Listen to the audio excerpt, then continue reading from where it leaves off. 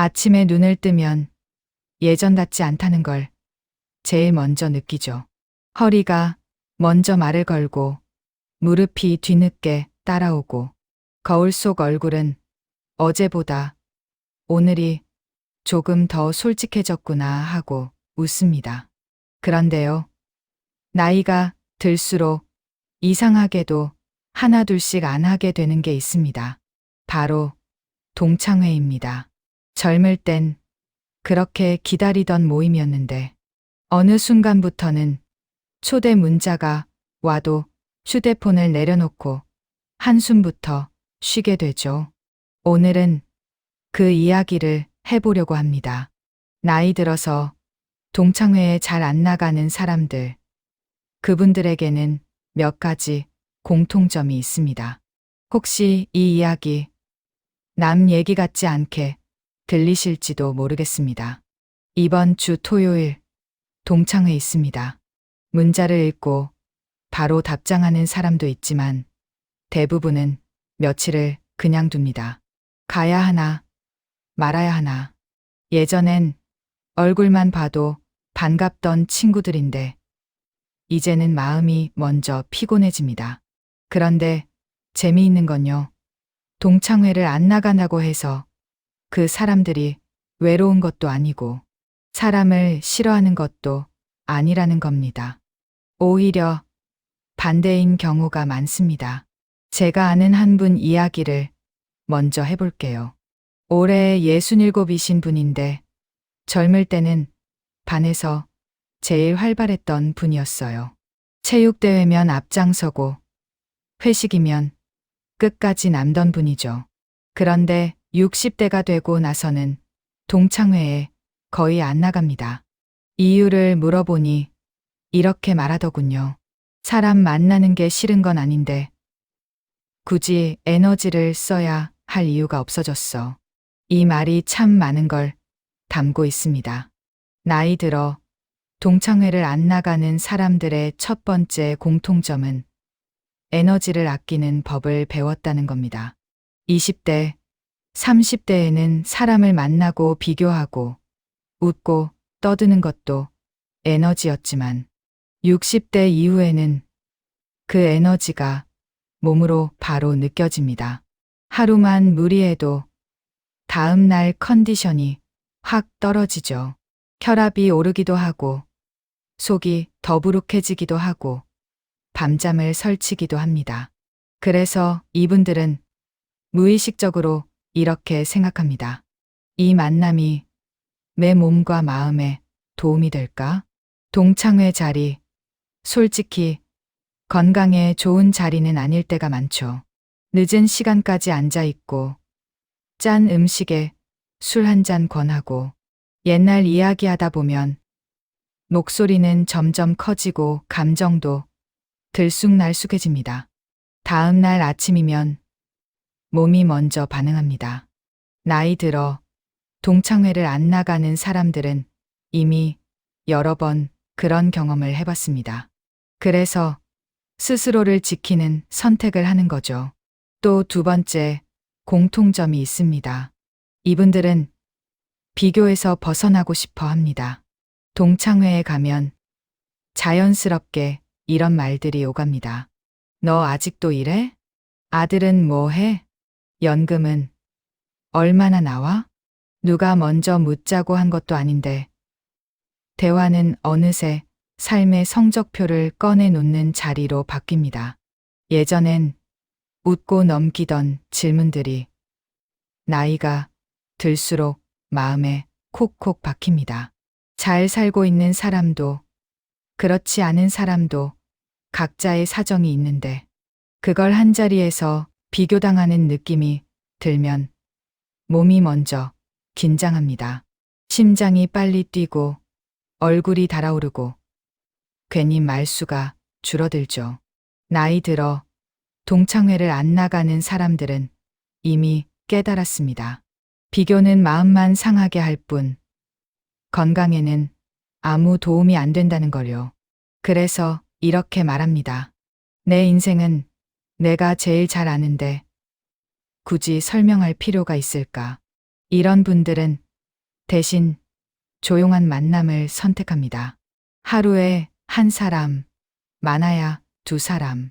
오래 알고 지낸 친구와 산책하면서 이야기하거나 차 한 잔 앞에 두고 천천히 근황을 나눕니다. 이게 훨씬 편하고 집에 돌아와도 몸이 덜 피곤하다는 걸 알기 때문입니다. 세 번째 공통점은 자기 자신과 더 친해졌다는 겁니다. 젊을 때는 늘 누군가와 함께해야 마음이 놓였는데 나이가 들수록 혼자 있는 시간이 편안해집니다. 혼자 밥 먹는 것도, 혼자 병원 가는 것도, 혼자 여행 가는 것도 이제는 어색하지 않습니다. 오히려 혼자 있을 때 몸 상태를 더 잘 느낄 수 있고 마음도 차분해집니다. 동창회에 가면 계속 웃어야 하고 반응해야 하고 이야기를 맞춰줘야 합니다. 그러다 보면 내 몸이 지금 어떤 상태인지 놓치게 됩니다. 속이 불편한데도 웃고 허리가 아픈데도 오래 앉아 있고 피곤한데도 끝까지 버팁니다. 나이 들어 동창회를 안 나가는 사람들은 이런 무리를 하지 않으려 합니다. 지금은 참는 게 아니라 돌봐야 할 나이잖아. 이 말이 참 현실적입니다. 60대 이후에는 건강이 모든 일의 기준이 됩니다. 약 먹는 시간, 잠자는 시간, 운동하는 시간 하나하나가 중요해지죠. 동창회 일정이 그 리듬을 깨뜨린다면 과감히 안 가는 선택을 합니다. 그게 이기적인 게 아니라 현명한 거라는 걸 이분들은 알고 있습니다. 네 번째 공통점은 과거보다 현재를 더 소중히 여긴다는 겁니다. 동창회는 대부분 과거 이야기로 시작합니다. 그때 기억나? 우리 담임 선생님 말이야. 물론 추억은 따뜻합니다. 하지만 어떤 분들에게는 그 추억이 지금의 나를 자꾸 과거에 묶어두는 느낌을 주기도 합니다. 그 시절 잘 나갔던 나, 그 시절 아쉬웠던 나. 이런 생각들이 뒤섞이면 괜히 마음이 복잡해집니다. 나이 들어 동창회를 안 나가는 사람들은 이렇게 말합니다. 추억은 마음속에 두면 충분해. 지금 내가 잘 지내는 게 더 중요하지. 그래서 이분들은 오늘의 날씨, 오늘의 몸 상태, 오늘의 기분에 더 집중합니다. 아침에 가볍게 스트레칭하고, 낮에는 햇볕 쬐며 걷고, 저녁에는 일찍 쉬는 삶. 이런 일상이 동창회 한 번보다 훨씬 값지다는 걸 느낍니다. 다섯 번째 공통점은 관계의 밀도를 중요하게 여긴다는 겁니다.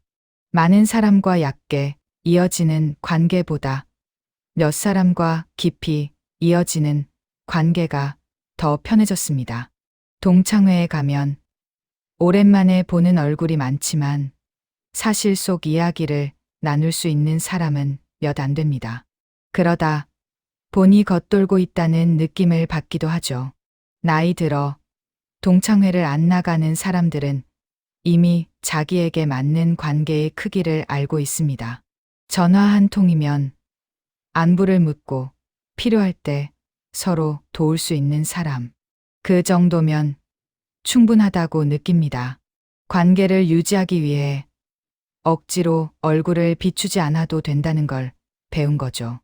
여섯 번째 공통점은 마음의 평온을 최우선으로 둔다는 겁니다. 동창회에서 아무 일도 없어도 집에 돌아와 곱씹게 되는 말 한마디가 있을 수 있습니다. 그 말은 왜 했을까? 내가 너무 솔직했나? 이런 생각들이 밤까지 이어지면 잠을 설칩니다. 잠을 못 자면 다음 날 몸은 바로 신호를 보냅니다. 혈압, 혈당, 소화까지 영향을 받죠. 그래서 이분들은 말합니다. 마음 편한 게 최고야. 그게 건강이더라. 이게 참 중요한 이야기입니다. 60대 이후 건강은 운동이나 음식만으로 지켜지지 않습니다. 마음이 편해야 몸도 따라옵니다.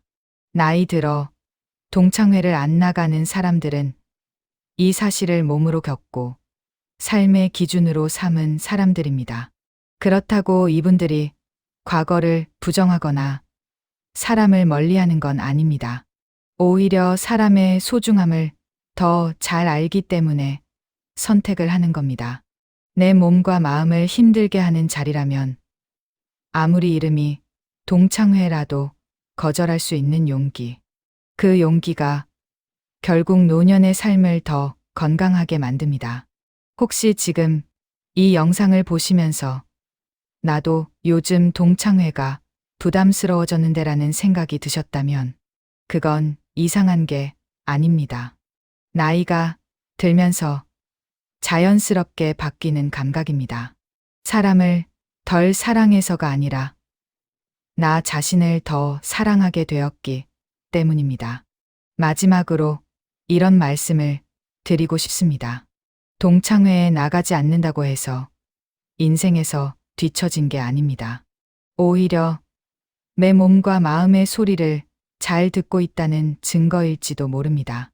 지금 이 나이에 가장 중요한 건 남들과의 비교가 아니라 오늘 하루를 편안하게 보내는 것입니다. 오늘도 몸이 괜찮은지, 마음은 어떤지 한 번만 더 살펴보세요. 그게 진짜 잘 나이 들고 있다는 신호일지도 모릅니다. 언제나 여러분의 건강과 행복을 응원합니다. 이 영상이 도움이 되셨다면 좋아요와 구독, 그리고 알림 설정 부탁드려요.